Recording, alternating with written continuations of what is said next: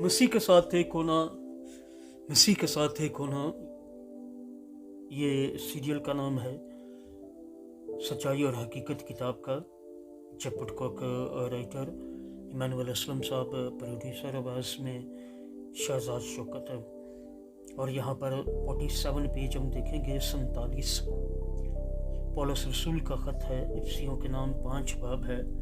25वीं आयत से 27वीं आयत तक खुदावंद के कलाम में यूं मरकूम है, ऐ शोहरों अपनी बीवियों से मोहब्बत रखो जैसे मसीह ने भी कलीसिया से मोहब्बत करके अपने आप को उसके वास्ते मौत के हवाला कर दिया, ताकि उसको कलाम के साथ पानी से गुसल दे,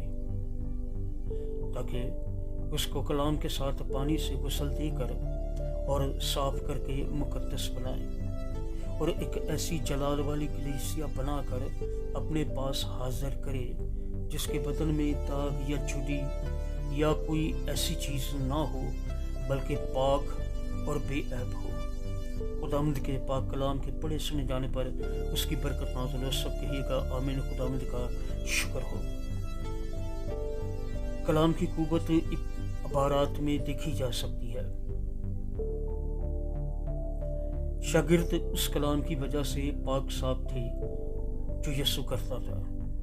शागिर्दों की तरह जब हम खुदा का माफ़ी बख्श और पाक साफ करने वाला कलाम सुनेंगे तो हम कलाम के पानी की धुलाई से साफ हो जाएंगे। कलाम हमारे अंदर अपना काम करेगा।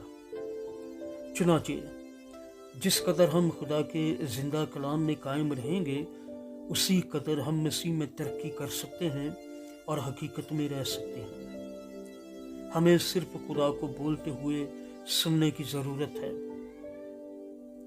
अपना आप उसकी मर्जी के ताबे करने के लिए मौका देने की ज़रूरत है, ताकि अपने कलाम को हमारे अंदर पूरा करे। आमीन।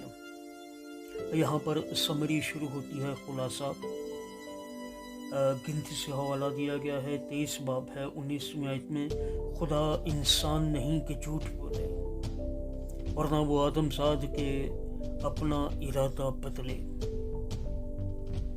क्या जो कुछ उसने कहा उसे ना करे, या जो फरमाया है उसे पूरा ना करे।